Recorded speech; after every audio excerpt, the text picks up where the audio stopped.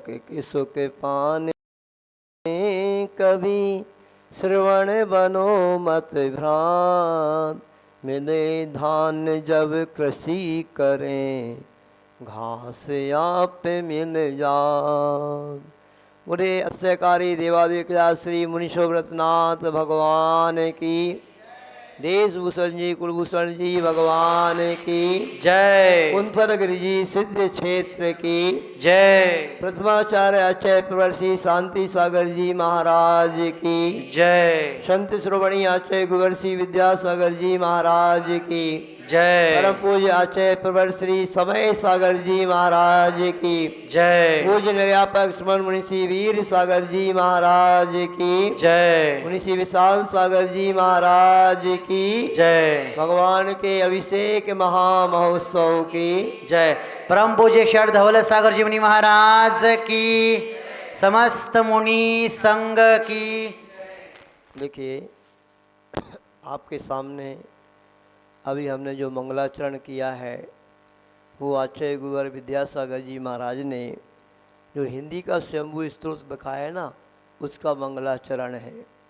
और इस मंगलाचरण में गुरुवर ने क्या कहा, मिले धान्य जब कृषि करें घास आप मिल जात।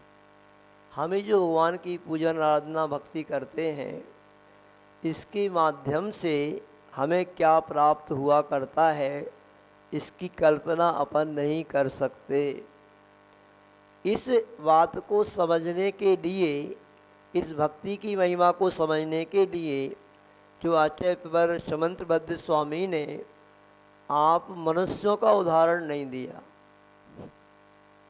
नैनन जी किसका उदाहरण दिया है? रत्नकंड श्रावकाचार्य में भक्ति की महिमा या भक्ति में कौन प्रसिद्धि को प्राप्त हुआ है, इस बात को बताने के लिए आचार्य प्रवर ने एक मेढक को लिया है। किसको लिया? कोई मनुष्य नहीं दिखा। इस अपेक्षा से मनुष्यों को समझ लेना चाहिए कि आपकी भक्ति कौन सी है। अधिकांश मनुष्य बगुला भक्ति करते हुए दिखाई देंगे।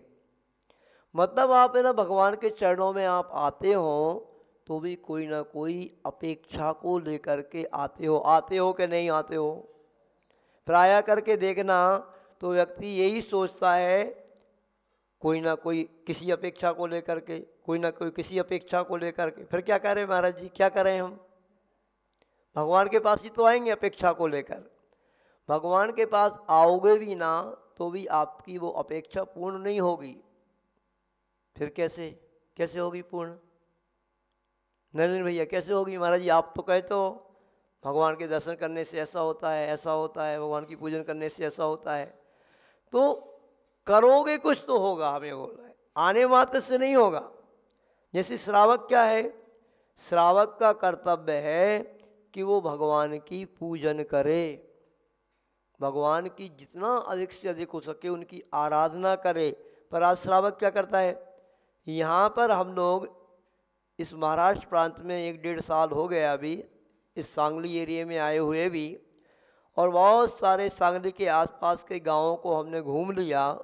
और उन गांवों में हम गए तो क्या होता है, एक पंडित जी रहते हैं, वो पंडित जी सारी की सारी विधि विधान करते हैं।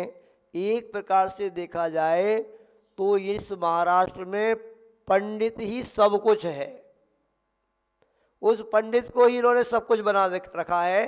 श्रेष्ठी वगैरह जो मंदिर में रहते हैं वे तो सब नाम मात्र के हैं, पंडित ही मुखिया है। वो जैसे नचाता है वैसे नाचते हैं, और पंडित जैसा करता है ऐसा करो ऐसा करो। जिस दिन कोई कार्यक्रम होगा उस कार्यक्रम को करने के लिए कोई विशेष होता है, किसी का जन्मदिन है, सालगिरह है या कोई विशेष है, अब वो लिस्ट बना के दे देगा क्या कि आपको इतना इतना सामग्री इतनी लाना है, चाहे वो 10,000 की हो, 50,000 की हो, लाख की हो। बंटू भैया ऐसे ही है कि नहीं? इतने किलो ये चाहिए, इतने किलो ये चाहिए, इतने किलो ये चाहिए। तो वो पूजा होगी फिर। और जब कोई व्यक्ति ऐसे करता है, मतलब इस पूजा की महिमा को नहीं समझता है कि ये पूजन हमें क्यों करना चाहिए, इस पूजन को करने से हमें क्या प्राप्त होगा, मतलब जो आप चाहते हो ना तो उसके लिए कुछ आपको करना पड़ेगा। और अपने यहाँ पे और कुछ नहीं कहा है, इस भगवान की भक्ति को ही बहुत महत्वपूर्ण बताया है आपके लिए कि भगवान की भक्ति करो। कहीं पर भी नहीं कहा है कि आप दर्शन करो। क्या कहा है? दर्शन करने को नहीं कहा, पूजन करने की बात आती है। और पूजन जब हम करते हैं तो पूजन में सर्वप्रथम अभिषेक आता है, और अभिषेक में भी महाअभिषेक के रूप में शांति धारा होती है। ऐसा इसकी महत्ता को आपको समझना चाहिए कि ये शांति धारा क्या है। ये शांति धारा को हमने देखा है बचपन से कि ये शांति धारा पहले हमेशा नहीं होती थी, पहले सिर्फ अभिषेक ही होता था। विशेष कुछ पर्व के दिनों में ही शांति धारा हुआ करती थी। किंतु जब से इस शांति धारा की महिमा को ये कुछ महाराज जी लोगों ने बताया कि अरे भैया ये तो बहुत महान अभिषेक है शांति धारा, और इसके माध्यम से महान पुण्य का अर्जन होता है। तो आप संस्कार भैया आप बताओ, आपके सहपुरा में ये शांति धारा रोज होती थी आज से 10-20-25 साल पहले? हमने पूरे बुंदेलखंड में देखा कहीं नहीं होती थी। हमने स्वयं देखा अष्टमी चतुर्दशी में विशेष रूप से या दशलक्षण पर्व में, अष्टांगिका पर्वों में होती थी। इसका मतलब तो ये है कि यदि पर्व का दिन होता है ना तो हम कोई भी कार्य करते हैं तो वो हमें विशेष फलदायी हुआ करता है। तो इसकी महिमा को आपको समझना है, क्योंकि आज क्या है? आज क्या है? महावीर जयंती है, नारा लगाते हो आज क्या है? तो आज है अष्टमी महापर्व। और ये जो पर्व होते हैं ना, 4 पर्व विशेष पर्व कहे गए हैं। महीने में अष्टमी और चतुर्दशी, 2 अष्टमी आया करती हैं और 2 चतुर्दशी आती हैं। और छेडाला में आता ना, यूं श्रावक धर्म पाद स्वर्ग सोलम उपजावे, ऐसा कुछ आता ना, पर्व चतुष्टयी माही, ऐसे कुछ छेडाल में आता। वो पंक्तियाँ मुझे नहीं आ रही हैं कि जो श्रावक होता है ना वो अष्टमी और चतुर्दशी के दिनों में विशेष साधना करता है। मुनि महाराज तो हमेशा ही करते हैं, किंतु श्रावक सुदर्शन सेठ जी जैसे श्रावक के बारे में अपन पढ़ेंगे तो वो सुदर्शन सेठ जी शमशान में जाकर के, कोई एकांत स्थान में जाकर के इन अष्टमी और चतुर्दशी के दिनों में मुनि महाराज जैसी चर्या को करते थे, मैंने साधना किया करते थे विशेष। और अभी भी बहुत सारे श्रावक होते हैं जिनका आज अष्टमी और चतुर्दशी में उपवास रहता है, कोई व्रत रहता है ना, कोई विशेष वो आराधना किया करते हैं। तो आज का दिन बहुत विशेष है। और जो श्रावक प्रतिदिन भगवान का अभिषेक पूजन करता है, ध्यान रखना, तो वो श्रावक ही सही श्रावक है।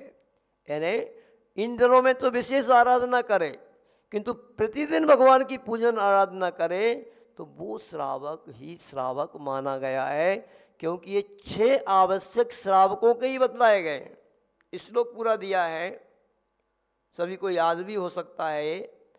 देव पूजा गुरु पास्ति स्वाध्याय संयम तपः दानश्चेति श्रावकाणाम षट्कर्माणि दिने दिने। क्या कह रहा है इस श्लोक?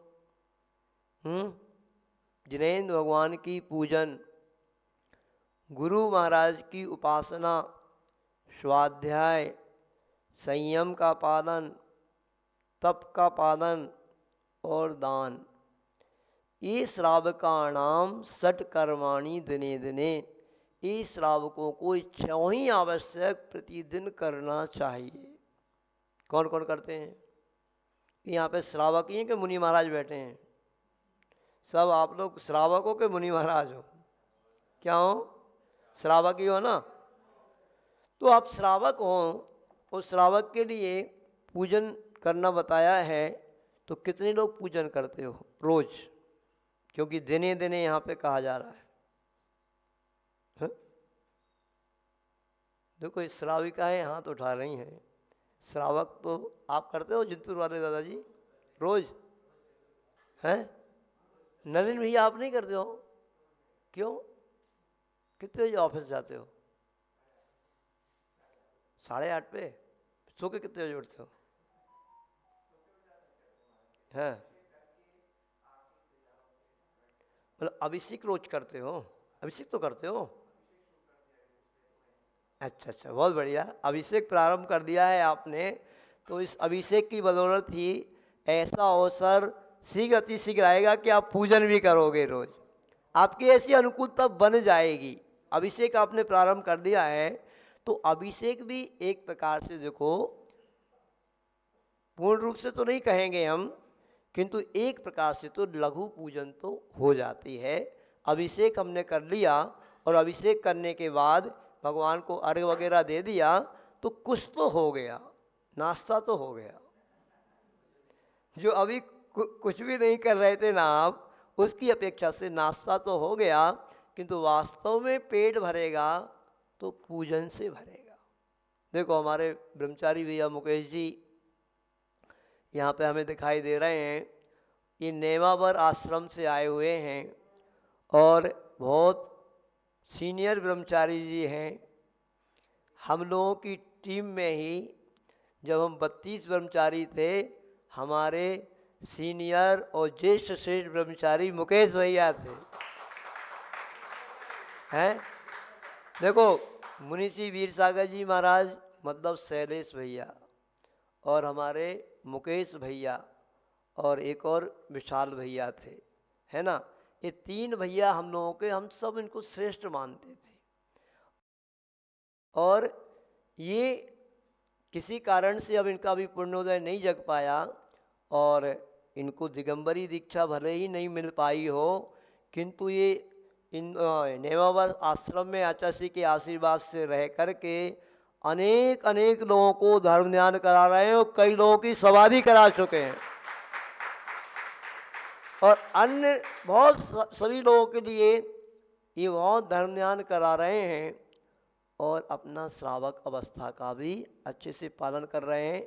ये आप पूजन में पढ़ते हो ना, तुम बिन में व्याकुल भयो जैसे जल बिन मीन, जन्म जरा मेरी हरो करो मोह स्वाधीन।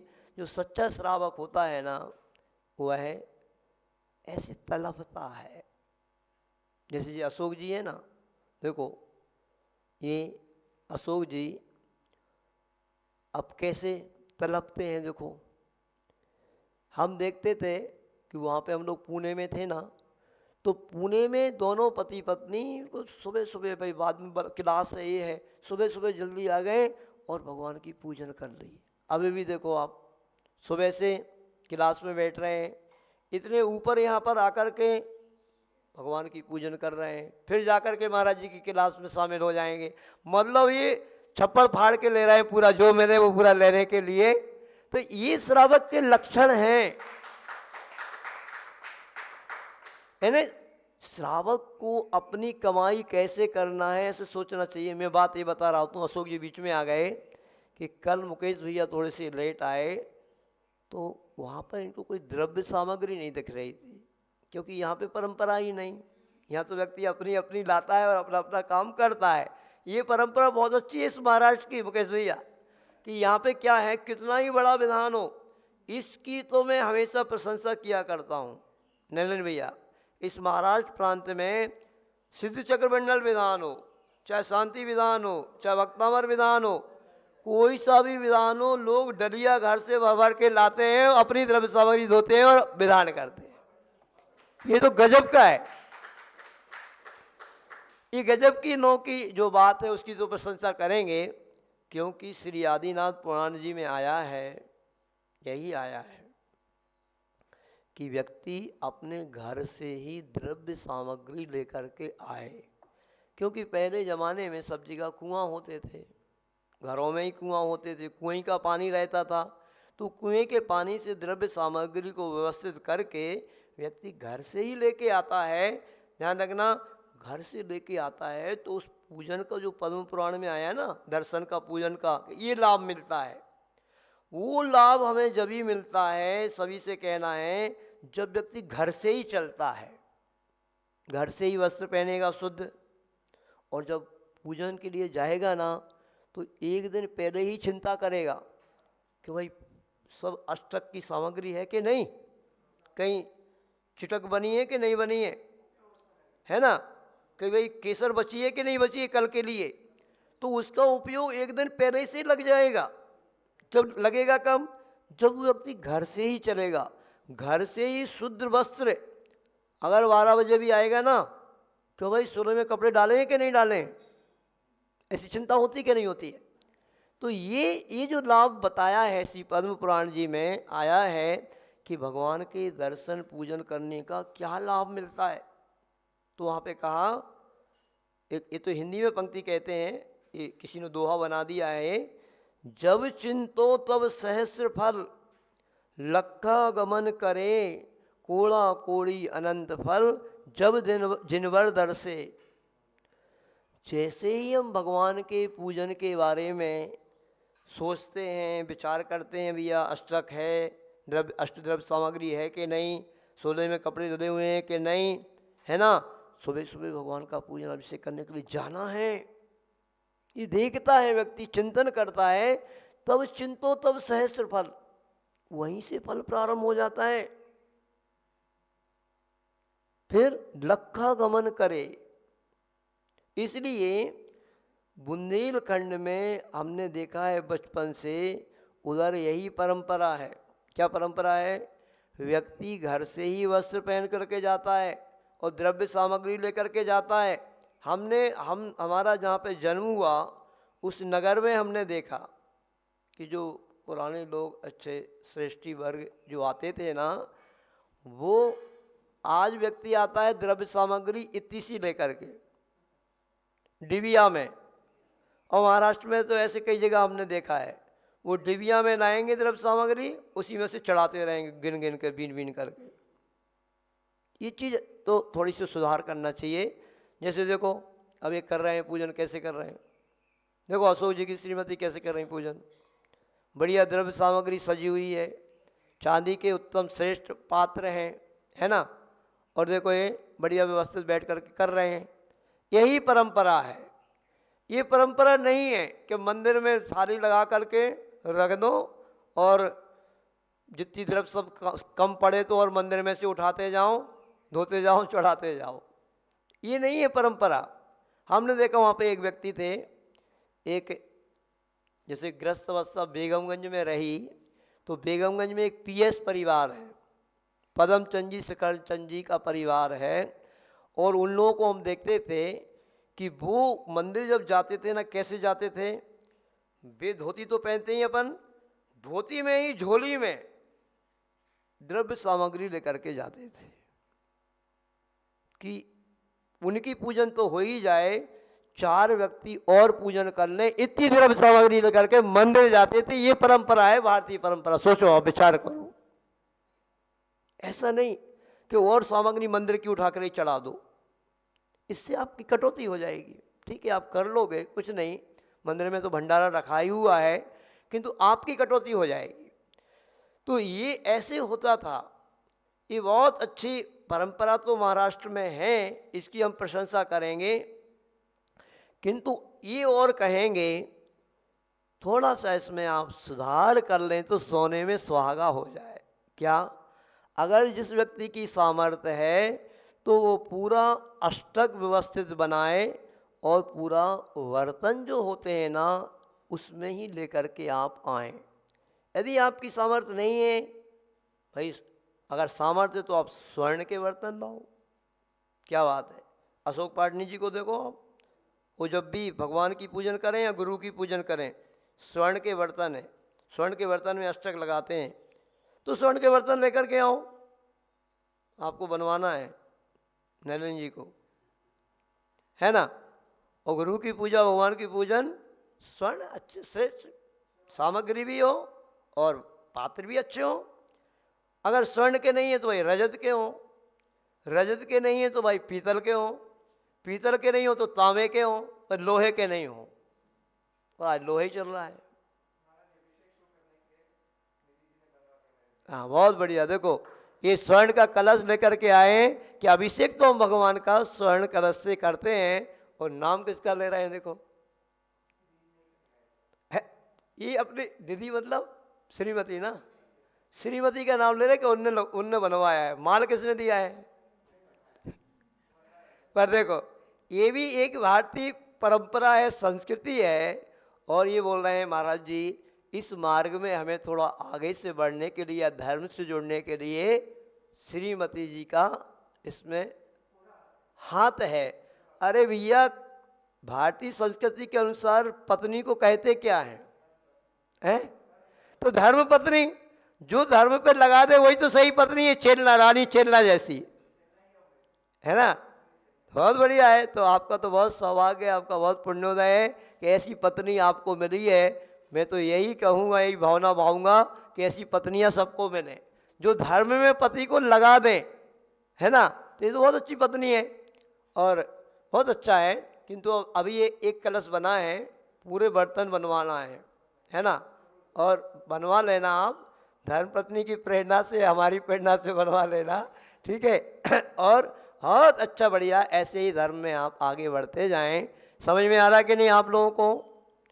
ये जो दोहा कहा है इसका फल आपको कब मिलेगा? जब चिंतो तब सहस्र फल।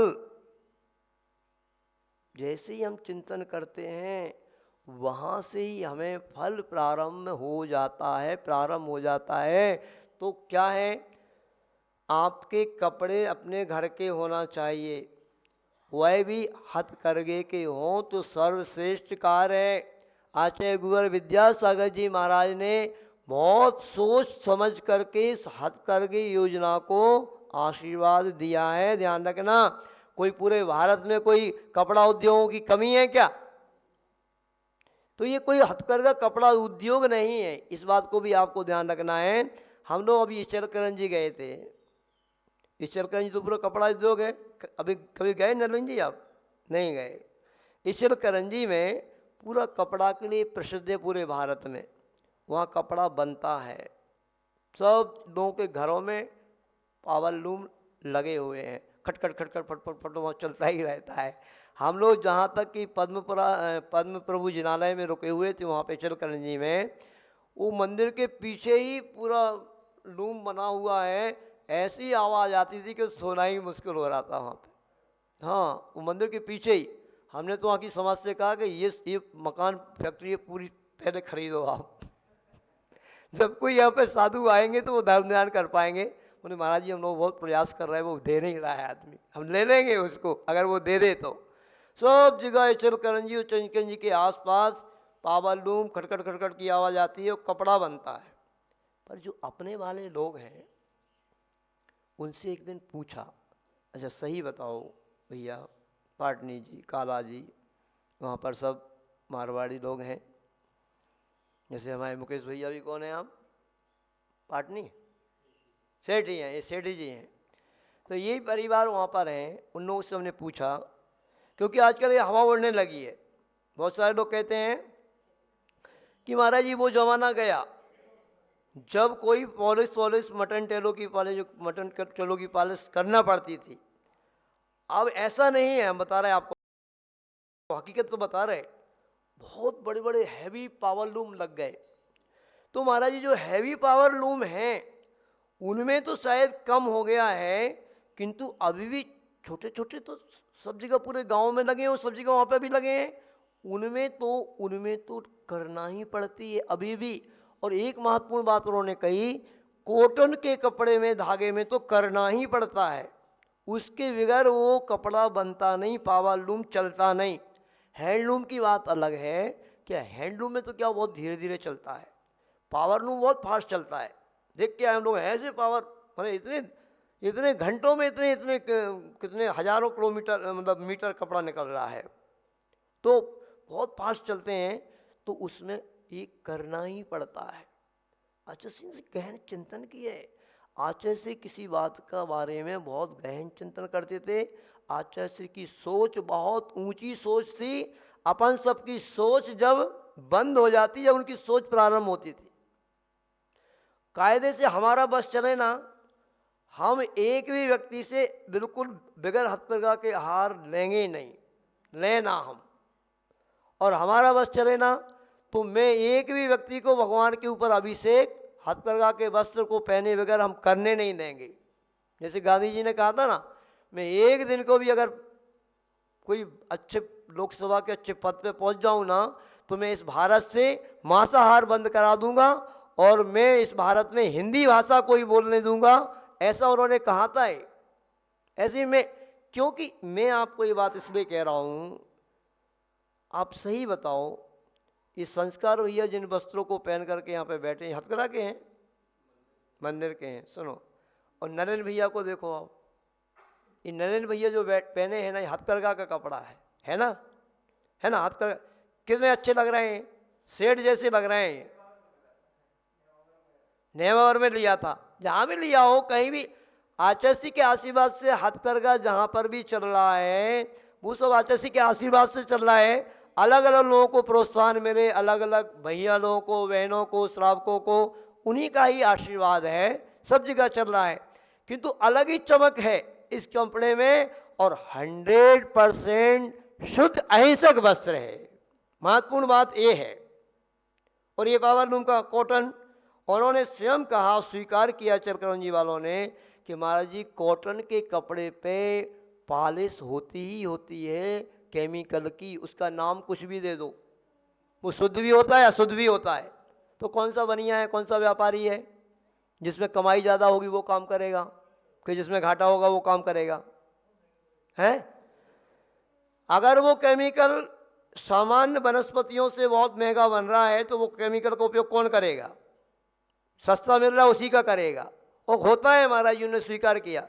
तो सभी लोगों से कहना है कि सभी लोग इन हथकरघा के वस्त्रों को कम से कम भाई धार्मिक क्रियाओं में तो यूज करो। आहार दान में और पूजन में कोई कपड़ा और दूसरा यूज होना नहीं चाहिए। और इसी बात को लेकर के हमने यहाँ पर समाज को भी, यहाँ की कमेटी को भी प्रेरणा दी।